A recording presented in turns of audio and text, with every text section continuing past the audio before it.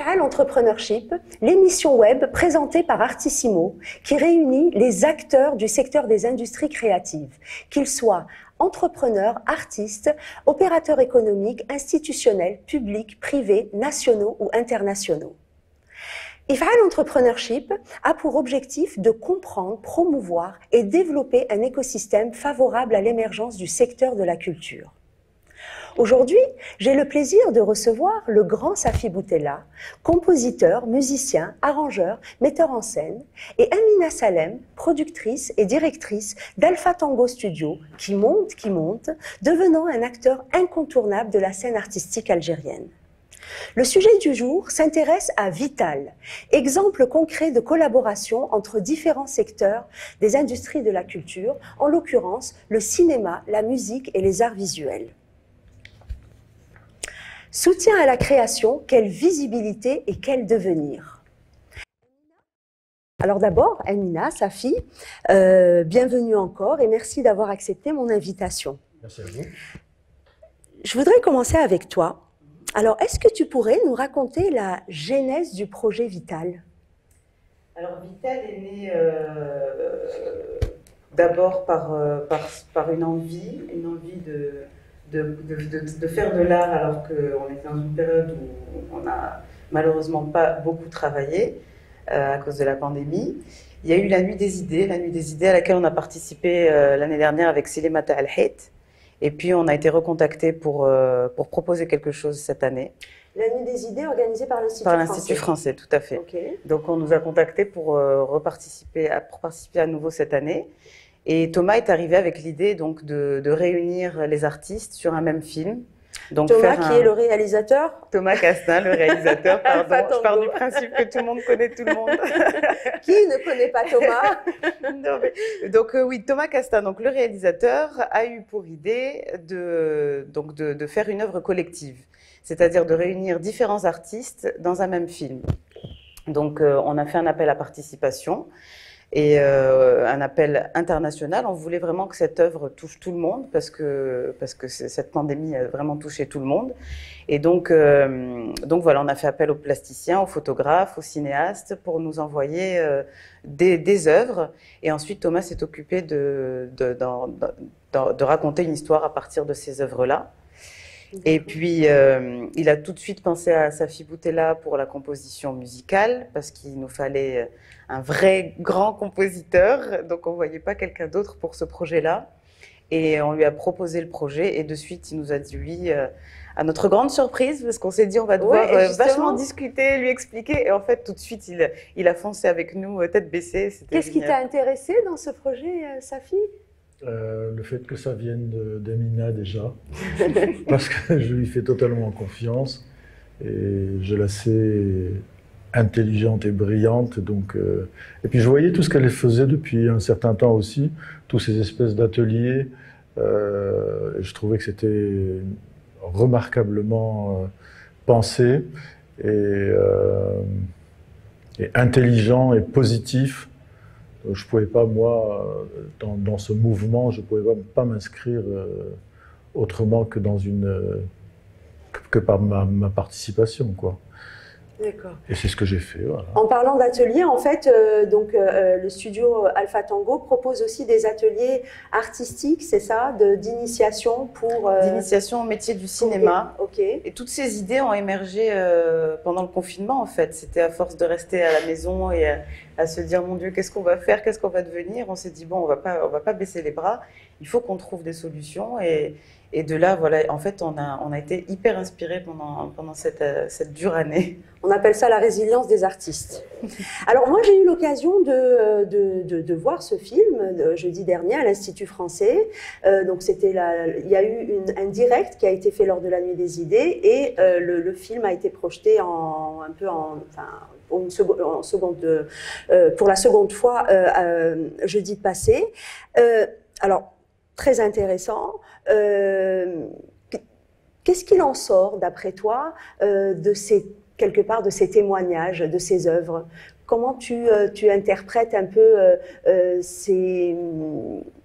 le mood des artistes durant cette période? Alors, on ne s'y attendait pas, mais le mood très très sombre. On a reçu beaucoup d'œuvres assez dures. C'était une année dure. Il y a des personnes qui ont perdu des membres de leur famille. Il y a des artistes qui sont restés cloîtrés, qui ne pouvaient plus performer, etc. Donc, contre toute attente, on a eu beaucoup de choses négatives. On pensait avoir des choses un peu plus gaies, vu qu'on est vers la fin. On est vers la fin. Non, la pandémie est toujours là, mais je veux dire qu'on s'y est habitué. Oui. On commence à faire avec.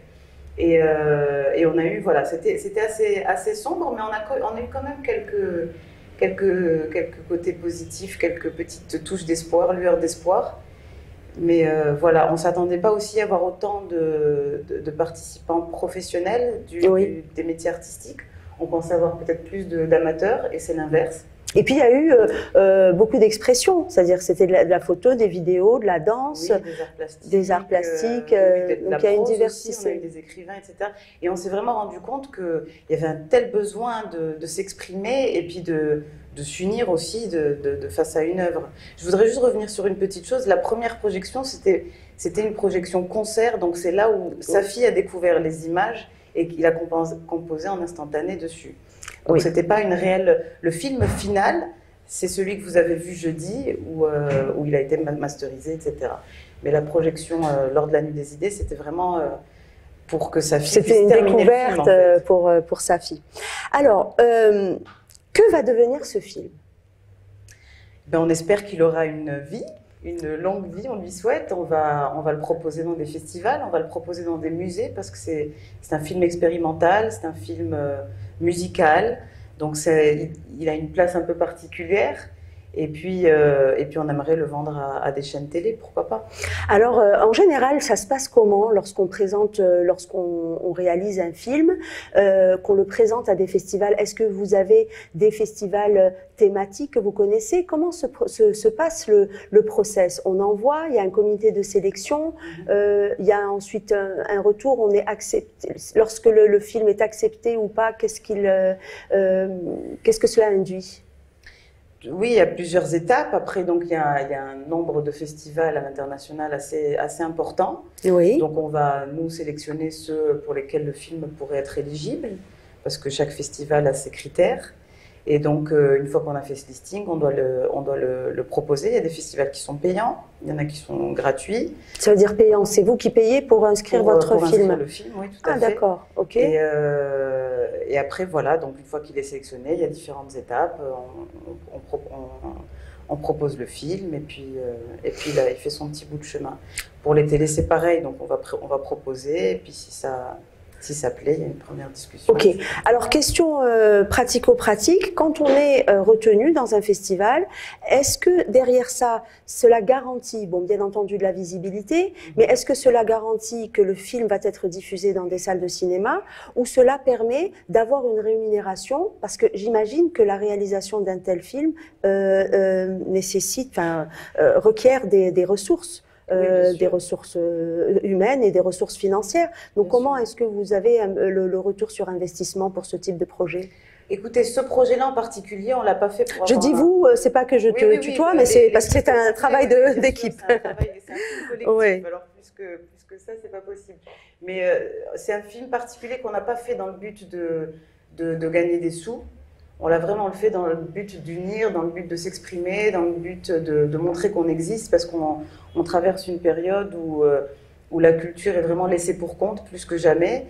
Et donc on a envie de dire qu'on existe, on a envie de dire que malgré tout, on va continuer à travailler, à faire ce qu'on sait faire et ce qu'on aime faire. Donc ce film-là n'a pas été fait pour gagner des sous. Après, bien sûr, que si une chaîne nous propose de l'acheter ou qu'un festival nous le prend et nous offre un prix, on ne va pas le refuser.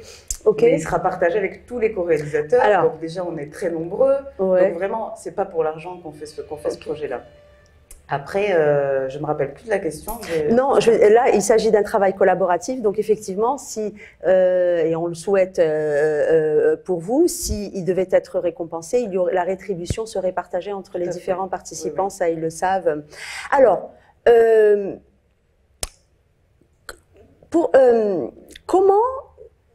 pourquoi est-ce que ce film, est-ce qu'on a des chances plutôt de voir ce film en Algérie? Ben déjà, il est passé à l'Institut français. D'accord. On espère qu'il passera aussi aux différents instituts français d'Algérie, c'est-à-dire Oran, à Annaba, puisqu'on a aussi des participants d'Oran et de Annaba. Oui. Ensuite, on aimerait bien le proposer à la Cinémathèque ou à d'autres salles.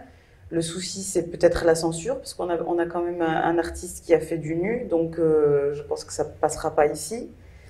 Donc je pense qu'il sera difficilement diffusé dans une salle. Ok. Il y a aussi des... oui, bon, ça c'est à voir, mais... Pour les festivals, on connaît, il y a quelques festivals spécialisés. Est-ce qu'ils ont pour culture aussi de recevoir des films comme celui-là et ensuite de leur permettre d'être diffusés Oui, quelle est la pratique en Algérie? Nous, on a déjà eu un film qui est allé aux rencontres de Béjaïa, d'ailleurs, qui était un très très beau. On peut pas dire que ce soit un festival, mais ils ont appelé ça les rencontres et ils ont très bien fait parce que c'est réellement des rencontres. Oui, les rencontres de Béjaïa nous permettent de montrer nos films.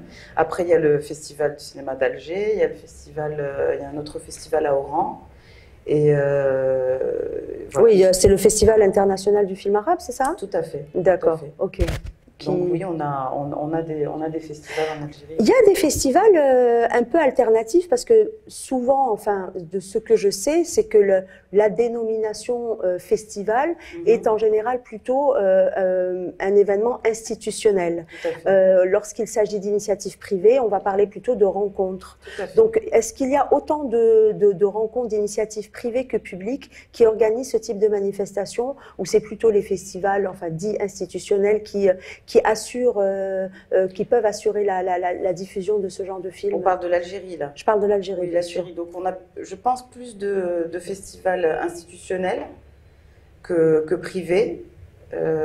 Mais après, on n'en a pas assez dans les deux cas. Oui, il y en a pas d'autres. Ça, je sais qu'il y en a deux qui sont en préparation et qui ne vont pas tarder à exister. Et je salue d'ailleurs tous ceux qui sont à l'initiative de ces festivals-là. D'accord. Donc peut-être qu'en multipliant les événements, on passerait à côté des questions peut-être de censure. Ça permettrait en tout cas de donner une vie à des projets qui, en temps normal, seraient susceptibles de ne pas être diffusés. Alors, on va revenir à cette question. Par contre, je me retourne vers toi. Alors toi, est-ce que dans ta pratique, en général, j'imagine que tu réponds à des commandes, donc quand il s'agit de films, de fresques musicales, tu produis aussi tes propres albums. Qu'est-ce qui, entre les commandes et ce que tu produis à titre privé, qu'est-ce qui marche le plus? Qu'est-ce qui se fait le plus souvent? Non, les deux. Les deux. J'adore les commandes parce que ça tombe du ciel, et puis autrement, j'adore aussi mes initiatives personnelles parce qu'elles viennent de moi, tout en même temps qu'elles tombent du ciel aussi, puisque l'inspiration vient bien de quelque part. Non, j'aime les deux. Les deux sont en même temps une approche différente. Dans l'une, quand c'est une commande, par exemple, on n'a qu'à obéir et s'inspirer de ce que l'on voit, d'accord? Quand il s'agit d'une œuvre personnelle et d'un projet personnel, il faut s'écouter, il faut mettre en place des mécanismes différents, qui sont un peu plus simples, quoi. Mais j'aime bien les deux. Est-ce que tu pourrais nous décrire un peu ton processus créatif? Lorsque tu... Des secrets, ça. Oui, mais nous, on aime les secrets, les petits secrets. Est-ce que tu as une routine? Est-ce que tu travailles sur... peut-être que c'est un peu plus simple lorsqu'il s'agit d'une commande, mais lorsque tu vas travailler sur tes projets personnels, est-ce que ce sont une accumulation de réflexions, ce que tu vois dans la rue, tu es imprégné par la société. Voilà, tu as donné la réponse. Oui, mais après, ça c'est facile, c'est très général. Non, mais c'est ça. En fait, étant un être vivant, supposément, et étant une éponge aussi, je vis des choses avec mon cœur, avec mon esprit, avec mes yeux, je regarde, j'entends, je suis sensible à. Et on ne pense pas, par exemple, à une douleur, et puis on prend du papier, un crayon ou un instrument, et on se dit, tiens, ça correspond à ça. C'est jamais dans cet ordre-là, c'est totalement indépendant.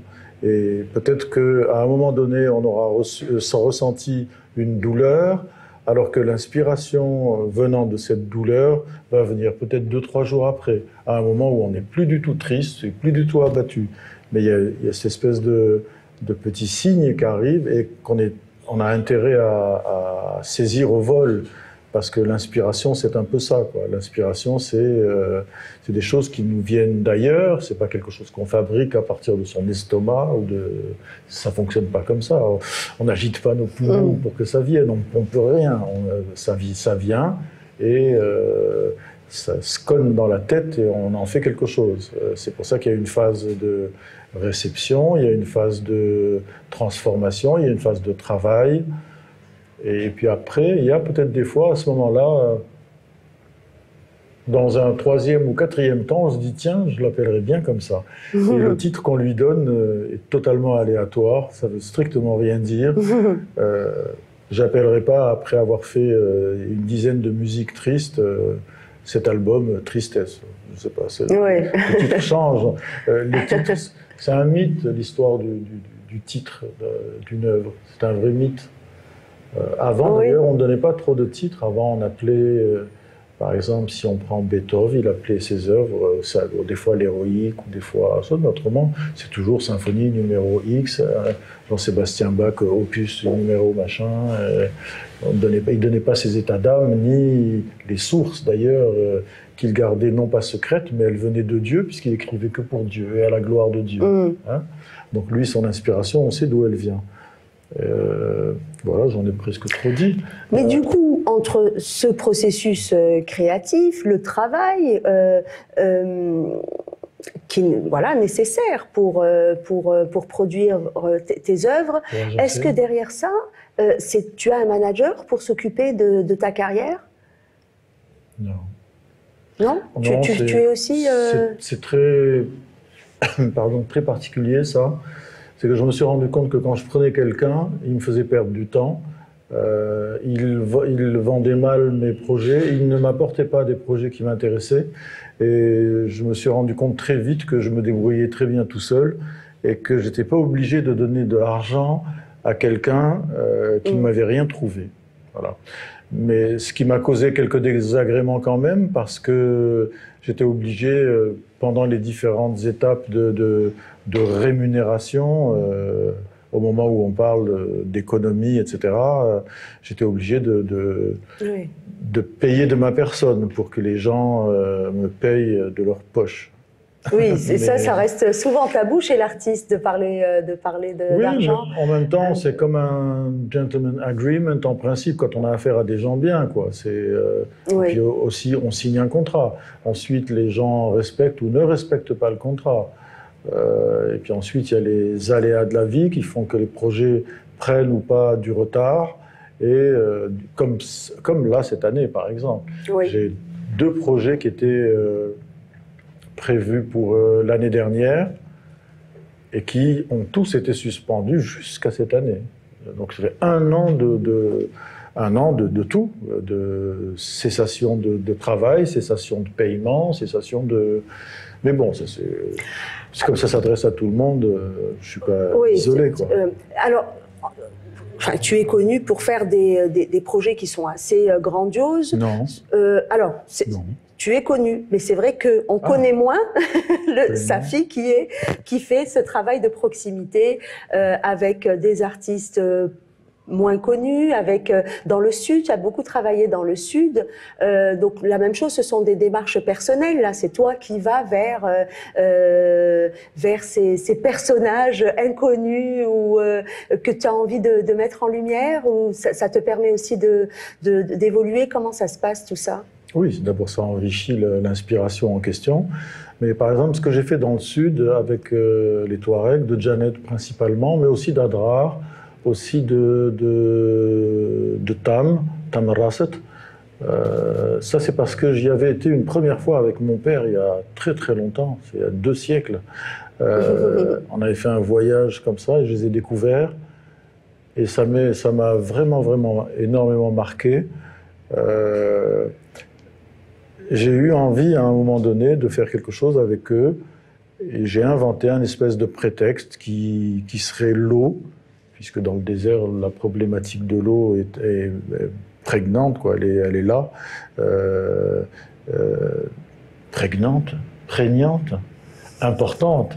Et autant qu'elle l'est d'ailleurs dans le monde entier, c'est la problématique du 21e siècle, quoi. L'eau. Donc j'ai inventé une espèce de scénario prétexte à découvrir la musique, les chants, les danses des Touaregs et à en faire quelque chose de cohérent, en le mélangeant surtout avec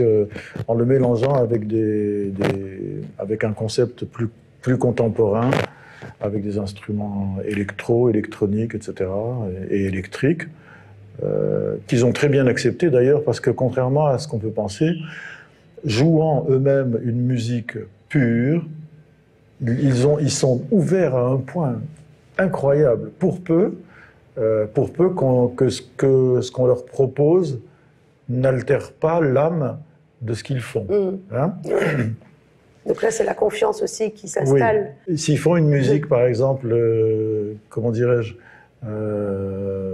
de trance, c'est-à-dire répétitive, oui. Et que moi, dans ce que j'injecte, il y a aussi du répétitif, on s'entend bien. Ou si, à leur trance répétitive, je mets une nappe, ce qu'on appelle une nappe en musique, comme des cordes ou un son comme ça continu, c'est exactement ce qu'il faut faire, c'est-à-dire je donne à leur musique ce qu'on n'entend pas, c'est-à-dire le paysage, l'environnement, avec ce que j'apporte. Moi, ce que j'apporte, c'est de la couleur du paysage, la couleur du lieu, la nuit, les lumières. J'apporte toutes ces choses-là qui, si elles n'existaient pas, on ne les devinerait pas, parce qu'on n'entendrait que leur chant seulement. Et ben voilà en quoi un petit peu ça consiste, quoi. Et lorsque tu fais ce type de projets qui peuvent paraître très locaux, mais ça nécessite que tu te déplaces avec des équipes, ça nécessite que tu t'y installes déjà pour installer la confiance, et puis il y a tout le temps de travail.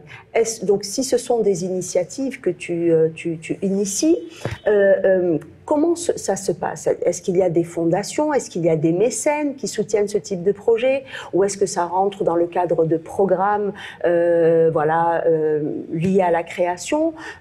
Chaque cas est un cas. Est-ce que tu as des exemples? Chacun est un cas. Chacun est un cas. Oui. Ok. Penses-tu qu'en Algérie, les entreprises, parce qu'on parle souvent de l'institution, le ministère de la Culture, etc., mais penses-tu aujourd'hui que les entreprises qui ont les moyens de soit sponsoriser, soit être dans une action de mécénat, est-ce qu'elles ont la maturité ou la conscience nécessaire pour soutenir ce type de projet? Ou ça a déjà été le cas? Ça a été le cas une fois ou deux, mais autrement, ça ne fait pas partie des traditions chez nous, non. Ça ne fait pas partie des traditions. Oui. Il n'y a pas une branche particulière ou un secteur particulier dans l'entreprise en question qui est chargé, par exemple, ne serait-ce que pour la communication ou pour l'image de la société, comme par exemple la Société Générale, on va dire, cette banque française, je crois, a un volet dans lequel elle aide, mais principalement et particulièrement la musique classique. Et les arts plastiques aussi. Oui. La musique classique, les artistes classiques. Mais sur les sociétés algériennes, les entreprises algériennes, 100% algériennes. Il y en a une qui a fait ça une fois. J'étais assez surpris. Qui l'a même fait 2 fois. Donc très peu de sociétés algériennes pour le moment qui ont inscrit ça dans leur image, en fait. Non, alors que ça devrait rentrer dans la tête de tout le monde, que ce pays, et je le dis en toute émotion, mériterait que toutes ces énergies se mélangent, s'additionnent, se fréquentent, et qu'on sache ensemble avoir en tête la construction d'un pays, la construction d'une nation. Alors, des entreprises qui ont de l'argent, des artistes qui sont un petit peu, jusqu'à un certain point, livrés à eux-mêmes, des populations qui sont privées de distraction ou privées de bonheur, de plaisir, d'entendre, de voir, quoi. Je veux dire, tout ça les gens devraient savoir. Les plus forts sont toujours ceux qui ont de l'argent, c'est clair. Ils ne feraient rien, par contre, sans ceux qui ont l'inspiration et qui n'ont pas peur de donner d'eux-mêmes. Oui. Les entreprises, quand elles vont donner de la caisse de l'entreprise. L'artiste, quand il va donner lui-même. Ah, c'est beau. C'est pas, oui. Il se met à nu. Mais c'est marrant qu'il n'y ait pas cette compréhension de l'un pour l'autre et cette prise de conscience des uns, les puissants, cette prise de conscience qu'il faut impérativement, et que ça ne se passera jamais autrement que comme ça, il faut impérativement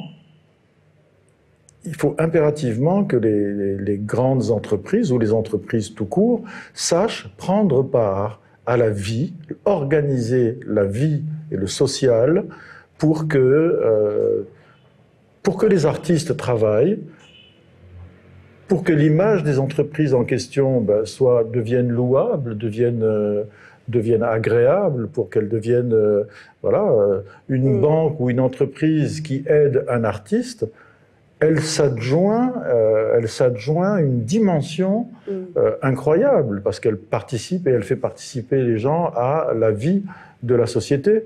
Et les populations auxquelles ce projet va se mettre à s'adresser entendront parler de cette entreprise, prendront plaisir à écouter cet artiste, et tout le monde sera gagnant. Tout à fait. Voilà comment les choses devraient se passer. Amina, tu voulais réagir à ça, à cette question? Oui, non, je voulais dire que déjà c'est très beau tout ce que tu as dit, Safi.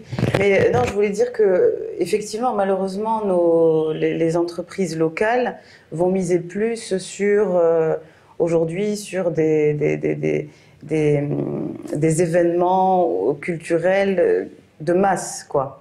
C'est-à-dire qu'on va aller sponsoriser des Instagrammeurs qui vont aller au Maqam Shahid faire une fête. Je dis pas que c'est très bien, ça fait participer la jeunesse, c'est divertissant, on s'amuse, etc. C'est très bien, mais tout ce qui est un peu plus artistique, qui demande plus de travail de réflexion, plus de moyens. Malheureusement, ces projets-là sont souvent laissés pour compte. Dans le domaine du cinéma, on ne sponsorise quasiment pas parce qu'il n'y a pas de salle, parce que les films ne sont pas vus. Donc il va te dire, ok, je vais te donner de l'argent, mais personne ne va voir ton film, donc à quoi ça sert? Du coup, on va aller sponsoriser des émissions de télé, des séries, des sitcoms, des choses comme ça qui vont passer pendant Ramadan, parce que là, on est sûr qu'il y a... tout le monde va se réunir. Du coup, voilà, il y a des projets qui trouvent des sponsors facilement, mais il faut que ce soit vu par la masse, il faut que ce soit... dès que c'est un peu sélectif, dès que c'est un peu plus artistique, c'est très compliqué. Alors, oui, c'est tout un sujet. On ne va pas arrêter d'en parler. Il va à l'entrepreneurship que les opérateurs économiques soient prêts à nous entendre tout au long des prochaines années. Allez. Revenons à une question liée à la protection de l'œuvre. Oui. Alors, est-ce que, là, en l'occurrence, nous parlions de Vital, est-ce que ce projet est enregistré à Londa? Oui, bien sûr. Alors, tous nos projets sont enregistrés à Londa. Okay. Oui. Comment ça se passe? Et qu'est-ce qui... comment ça se passe pas pour la démarche administrative, j'imagine qu'elle est qu'elle ne doit pas être très compliquée. Pour le coup, elle est simple. Avec Londa, ça va. C'est simple, au moins qu'il y ait une bonne chose. Mais derrière, qu'est-ce que ça vous garantit? Simplement qu'une autre personne ne peut pas revendiquer avoir cette œuvre, et puis dans le cas où il y a des diffusions, être rétribuée en retour. D'accord. Malheureusement, dans le cas de Vital, ce ne sera pas le cas, parce que je ne pense pas que ça puisse passer sur une chaîne algérienne. Ouais. Encore une fois, pour peut-être cette histoire de nu, sinon autrement ça aurait pu peut-être passer. Les télés, encore une fois, pareil, les télés vont aller vers la vente d'espaces publicitaires, donc les marques vont aller vers des projets qui vont être plus regardés, donc peut-être pas un projet aussi expérimental que Vital. D'accord, mais systématiquement vous enregistrez à Londa? Oui, on a déjà fait une série par exemple, elle est passée à la chaîne à la télé algérienne et voilà, elle est enregistrée, puis on n'a pas de problème. C'est le cas pour toi aussi? Ah oui, moi je dépose tout le temps. Tu déposes tout le temps. Et je me disais que depuis le temps que tu produis, que tu déposes, que tes musiques sont, ou tes projets, enfin tes spectacles sont diffusés à la télévision algérienne et tes musiques à la radio. Est-ce que depuis je sais pas, les années 80, est-ce que les montants sont conséquents? Comment ça se passe? C'est annuel, la rétribution, les royalties? Non, je parle pas du montant. Je veux dire, il y a une vraie régularité.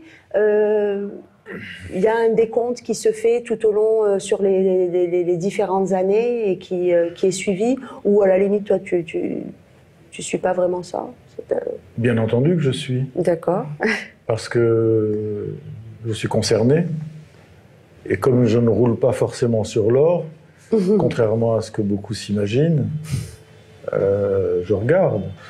Et je sais que, par exemple, depuis les années 80, ma musique sert et de générique d'émissions, télé, radio, différentes chaînes, etc. Je sais que plein de choses sont utilisées comme interludes, comme musique pour la météo, comme musique pour... Enfin, il y en a eu énormément. Et il y a une espèce de triangle entre le diffuseur, l'auteur, le diffuseur et l'organisme chargé des droits, Londa, qui fait qu'on ne peut pas en vouloir à Londa, parce que quand je demande à Londa pourquoi elle n'a pas traité tel truc, pourquoi je n'ai toujours rien reçu pour telle œuvre ou telle autre, elle me dit c'est le diffuseur qui n'a pas déclaré. Parce que c'est arrivé souvent avant. D'accord. Les gens mettaient des musiques sur des génériques d'émissions, par exemple, sans les déclarer par la suite. Ils ont l'obligation de le faire, en principe. Ça ne se fait plus aujourd'hui, mais à l'époque, c'est vrai que c'était... D'accord, maintenant c'est plus contrôlé. Pendant très longtemps, ça n'a pas été fait, et la mise à jour n'a pas été faite, et au niveau de Londa, du coup, malgré le gros travail qui se fait, dont je sais qu'il se fait en tout cas,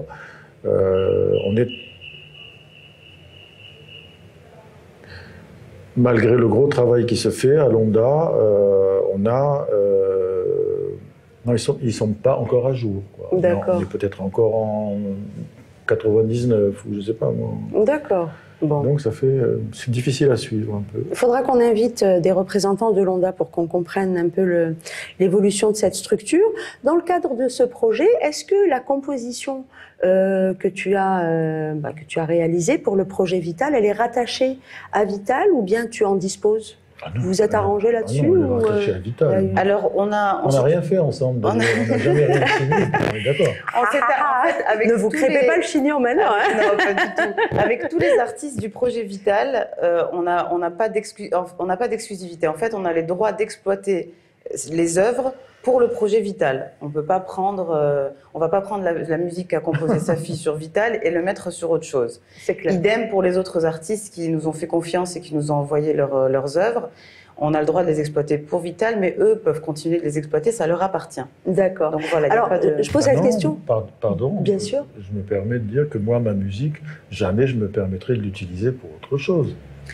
Toi, c'est particulier. Je parle plus des photographes et cinéastes, etc. Parce qu'ils ont fait, par exemple, il y en a qui ont fait des courts-métrages. Sur le court-métrage, on a peut-être pris 30 secondes sur les 4 minutes.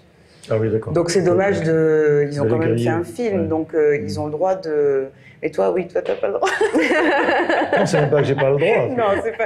Jamais toi, ça me viendrait. on t'a rien imposé, ça t'est venu naturellement. Voilà. Parce qu'en fait, là, on est dans les cas où on est en bonne intelligence, tout le monde a une bonne éducation, donc la question ne se pose pas, en principe. Non, c'est pas vrai. On s'est beaucoup parlé avant quand même. Mais voilà, est-ce que derrière ça, toi, en tant que productrice, tu travailles avec des juristes, avec des avocats pour baliser les choses? Est-ce qu'il y a voilà, des services juridiques spécialisés dans ce type de contrat? Alors, j'ai beaucoup de chance. Au bout de 10 ans en Algérie, j'ai pu trouver déjà une équipe de comptabilité qui connaît le milieu du cinéma, parce que c'est très compliqué. On va y arriver avec le stylo qui ne sert à rien. Ouais. Donc, je disais, au bout de 10 ans en Algérie, bon, ailleurs, ça se passe quand même très simplement. C'est un milieu qui est connu, qui a des règles, qui a des lois bien précises. En Algérie, il y a énormément de vide juridique dans la production audiovisuelle. J'ai de la chance d'avoir trouvé une équipe comptable qui s'est bien balisée. Et puis oui, avocat obligatoire. On passe notre temps à signer des contrats. On travaille. C'est toujours un travail d'équipe. Donc il y a le contrat des techniciens, il y a le contrat des acteurs, les droits à l'image, la musique. Donc il faut se blinder, sinon oui, ça peut être très vite dangereux. Ouais. D'accord. C'est aussi une question qu'on abordera. On arrive presque à la fin de cette émission. Quelle est ton actualité? Est-ce que tu es sur un projet à proposer pour l'Algérie? Tu as un public qui est en attente, là. Non, je crois que le public est en attente de tout, de toute manière. Oui, c'est vrai, mais bon, en ce qui te concerne, quand même, peut-être un peu plus. Ou... Ils ne sont pas en attente de moi seulement, mais j'ai en effet un concert suspendu depuis l'année dernière. La musique d'un feuilleton suspendu depuis l'année dernière, un projet qui s'appelle Rome Patra, sur une adaptation de la vie de Cléopâtre, donc avec une auteure qui s'appelle Yousra Mouloua, et ça c'est un très beau projet aussi. Et quoi d'autre? Un atelier avec moi, une masterclass. J'ai une masterclass que j'ai hâte de faire. Bon, ça va être plus simple, je pense. Chez Alpha, composition musicale de film. Chez Alpha Tango, donc, qu'on va essayer de prévoir dans le mois de mars, j'espère. Donc un spectacle, nous avons des salles les salles aujourd'hui sont ouvertes, oui. L'Opéra d'Alger, le TNA. Non, c'est pas ouvert. En principe, si, les lieux culturels, ça y est, ont ouvert depuis mi-janvier. Donc peut-être qu'il faudrait qu'on les sollicite. Absolument. Oui. Pour qu'elles inscrivent. On va y aller. Hein, on va y aller. Mais c'est déjà inscrit. On y va tous. Le projet de concert qui s'appelle Safi Boutella Symphonique existe depuis. Et a été déjà à moitié financé par l'ONDA, le ministère de la Culture. Donc il n'y a aucune raison pour que les choses ne se fassent pas. Non, j'ai beaucoup de projets en route. Donc on espère te voir sur scène rapidement. Oui. Allez, pour le Ramadan. Non, à côté. Non, à côté, on bat. Ok. Le plus vite possible, en tout cas. Oui. Bon, bah écoute, en tout cas, on le souhaite. Et pour tous ceux qui veulent soutenir et s'intéresser à tes projets, ben, il est là. Il est en Algérie. N'hésitez pas. 2-3 questions. À IFAN Entrepreneurship, on est constructif, on veut proposer. On veut être force de proposition. Dans ton secteur, qu'est-ce qui pourrait faire avancer les choses? Quels sont les nœuds sur lesquels on devrait s'arrêter et qu'il faudrait dénouer pour que l'audiovisuel, le secteur de l'audiovisuel ou du cinéma plus particulièrement, puisse se développer? Alors, il y a plusieurs choses. Déjà, dans un premier temps, qu'il y ait plus de salles, parce qu'on a plein de salles qui sont fermées en Algérie, il faudrait qu'elles réouvrent.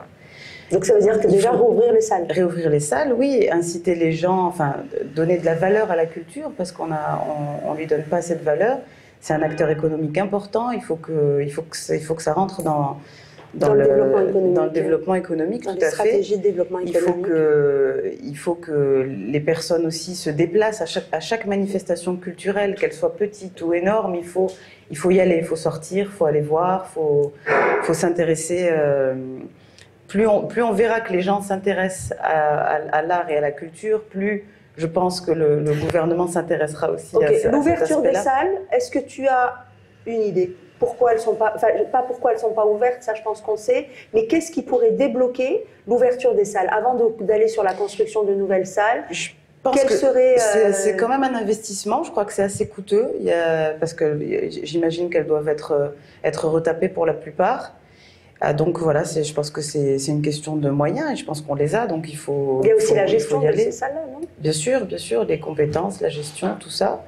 Après, je pense aussi que notre grande barrière, en tout cas, je parle moi en tant que productrice, c'est vraiment l'aspect administratif qui est très très compliqué. Il faudrait vraiment alléger toute la paperasse, parce qu'au final, je pense que ça rebute plus d'un. On part dans une démarche, on voit le temps que ça prend de faire une demande pour un financement, le temps que ça prend pour avoir un visa d'exploitation, le temps que ça prend. Je pense qu'on finit par baisser les bras et par ne plus faire, ou faire des choses plus simples, ou basculer vers la télé parce qu'on se dit, bon, là au moins je vais gagner ma vie. Donc voilà, je pense que si on pouvait, pareil, on a souvent des équipes, on a un pays magnifique, il y a plein de pays étrangers qui rêvent de tourner chez nous, mais c'est très compliqué de les faire venir, c'est beaucoup de papiers, ils doivent attendre, ils doivent aller, et du coup, ça les bloque, ils se disent, bon, bah, je vais aller au Maroc, ça va être plus simple, je vais aller en Tunisie, et du coup, on perd beaucoup de projets à cause de ça, je pense. Lorsqu'un film est tourné, à peu près, ça nourrit à peu près combien de familles, juste pour avoir une idée de... Alors, tout dépend du film. Il y a des films où il y a, moyen budget, allez. On va dire une cinquantaine, une centaine de techniciens. Donc, chaque technicien, sans compter les acteurs, sans compter toute la production, etc. Donc, c'est énorme quand même un film. Et puis... Et pourquoi l'Algérie attire? Pourquoi des réalisateurs, des producteurs souhaitent, étrangers veulent tourner en Algérie? On a une diversité de paysages énorme. Donc on a les montagnes, on a le désert, on a la mer, on a accès à plein de choses. Physiquement aussi, les Algériens sont pluriels, sont très différents. On a des blonds, on a des bruns, on a des noirs. Donc on peut tout trouver ici et c'est dommage que ce soit pas exploité. On manque aussi d'infrastructures pour accueillir aussi des équipes. Donc il y a des lieux de tournage qui peuvent être magnifiques, mais ça va être très compliqué de loger l'équipe parce qu'il n'y aura pas d'infrastructure à cet endroit-là. Donc tout ça déjà, ce serait c'est un travail à faire. Et après, je pense aussi que nos artistes, parce qu'on a un vivier de talent énorme, mais on n'est pas structuré parce qu'on manque d'écoles de cinéma, d'écoles d'art visuel. Et donc, plus il y aura d'écoles, plus il y aura de compétences, plus on fera de belles choses. Mais les écoles ne peuvent être créées que si le marché existe. Voilà, faire les choses, c'est un cercle vicieux. Et encore une fois, je pense qu'on a plein d'autodidactes qui sont très très bons. Oui. Je pense qu'ils doivent apprendre à s'entourer des bonnes personnes. Je pense qu'on a beaucoup la crainte de... J'entendais sa fille qui disait « je veux pas de manager, etc. » parce qu'il m'a rien apporté. Ou... Dans le cas de sa fille, ça a fonctionné. Parce qu'il a le côté business en plus du côté artistique, mais tous les artistes n'ont pas ça. Oui, et donc je pense que parfois c'est bien de se dire, par exemple on a plein de personnes qui font leur court-métrage tout seuls, et du coup le court-métrage il existe mais il n'a aucune vie. C'est important d'avoir une production, c'est important d'avoir un distributeur, on n'est pas là pour rien, et on n'est pas... Il y a certains voyous, il y a certains voleurs, mais on n'est pas tous comme ça, quoi. C'est clair, c'est clair. Deux, trois questions, deux, trois propositions. Deux, oui, faire. trois, non. Allez, deux, mais allez, on fait avec ce qu'on a. Non, je rigole, oui. Oui, bien sûr, oui. Tu pourrais nous partager? Qu'est-ce qui pourrait faire avancer le schmilblick, le secteur, la musique? Ce qui pourrait faire avancer, d'accord. En Algérie, quelles sont peut-être les bonnes pratiques, toi qui vis entre les deux rives, les bonnes pratiques dont on pourrait s'inspirer, qu'on pourrait contextualiser en Algérie? Il y a beaucoup de choses. Par exemple, je me rends compte ces derniers temps que le parc des musiciens s'est vraiment beaucoup amélioré. Parce que tous les gens ont été vers Internet et ont trouvé des tutos pour apprendre à jouer de la guitare, du piano, des percussions, etc., etc. Et donc, on a certains individus qui sortent vraiment du lot et qui se sont énormément améliorés certains avec lesquels j'ai travaillé d'ailleurs pour le projet Coke Studio. Quand j'avais l'habitude de travailler avec des musiciens étrangers, là, je trouvais que le niveau était vraiment monté et devenu vraiment très sérieux. On a d'excellents musiciens aujourd'hui, mais c'est pas suffisant parce que c'est pas avec une douzaine ou une vingtaine de musiciens qu'on va fabriquer un. Et ceux-là sont les plus courageux. Ça veut dire que ceux-là sont ceux qui ont eu la force, l'envie, le talent certainement, mais d'apprendre de façon assidue, en regardant Internet, etc., en suivant des tutos, se perfectionner. Alors, il y a cela, mais de la même façon que dans le civil, les enfants ne vont pas à l'école que s'ils en ont envie. Ils y vont de force, parce que l'école est obligatoire. Et l'école obligatoire, c'est pas quelque chose de négatif. Obligatoire, c'est parce qu'on veut que tout le monde s'instruise. Et ça devient beau. Et pour la musique, il faut exactement la même chose. C'est-à-dire qu'on a besoin... Moi, j'ai fait une école qui s'appelait Berklee College of Music à Boston, pendant 4 ans et demi ou 5 ans, je ne sais plus. Et là-bas, on apprenait toutes les musiques du monde. Et c'était important. Et c'est une école comme ça que j'ai envie de faire ici. Pourquoi? Parce qu'il faut ramasser tous ces gens qui, entre autres, ou les enfants de ces gens qui, pendant la décennie noire, ont souffert de manque d'éducation, d'école, enfin bref, c'était plus que déstabilisé, c'était déchiré. Et donc de là, on hérite de jeunes, par exemple, qui ont du talent, mais qui n'ont pas été à l'école et qui ne font rien. Ceux-là, on devrait pouvoir les récupérer dans le secteur artistique, parce qu'il y a, comme le disait Amina tout à l'heure, énormément de talent. Et plus qu'énormément de talent, on a des gens brillantissimes, avec des idées remarquables, avec un talent fou, etc. Et cela, il faut leur faire une école. Alors qu'on ne fasse pas la mienne, mais qu'on en fasse. Et qu'on forme des gens. On a besoin de former des gens. Et on a aussi besoin, par souci de qualité, que s'arrête cette espèce d'hémorragie de faux talents. Parce qu'il y a de faux chanteurs, de faux instrumentistes qui, à cause justement de la démocratisation d'Internet ou qu'apporte Internet, se mettent au devant de la scène, passent pour ceci ou cela, et cela, ils tronquent la vision professionnelle que nous devrions tous avoir. Ils la faussent. Alors, ils ont toujours un aéropage de fans autour d'eux ou quoi. On les voit peut-être passer sur Facebook, Instagram ou je ne sais quoi. Mais ils faussent la donne. Il faut fabriquer des choses solides. Il faut encadrer tout ce métier est un métier comme un autre et c'est un des plus beaux métiers du monde, le métier d'artiste, j'entends. Il faut l'encadrer. Il ne peut pas exister sans encadrement. Voilà, l'encadrer dans sa structure, mais pas dans sa créativité. L'encadrer, bien sûr, dans la structure. C'est-à-dire aider les gens en question qui... sur 10 enfants, par exemple, on peut en avoir 2 qui ont très envie d'apprendre, comme on en connaît. Moi, je connais des enfants de 13 ans qui lisent des œuvres de l'Antiquité ou qui lisent des choses parce qu'ils ont la curiosité, ils ont l'envie, ils ont la force et ils ont le sens le sens de l'effort, parce que ça, il faut l'avoir.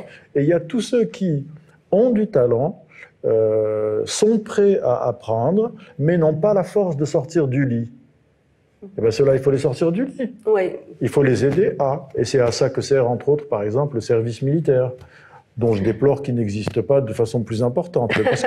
Mais parce que ça discipline les gens. Alors, et ça apprend aux jeunes à se réveiller le matin, au lieu de se réveiller à 13h et de commencer à vivre à 17h. Et c'est aussi une question d'environnement propice qui peut être motivant pour aller vers de la pratique artistique, effectivement. C'est tout un sujet. La question de la formation et de l'éducation artistique, c'est un sujet que nous connaissons. Nous avons ouvert en 2000.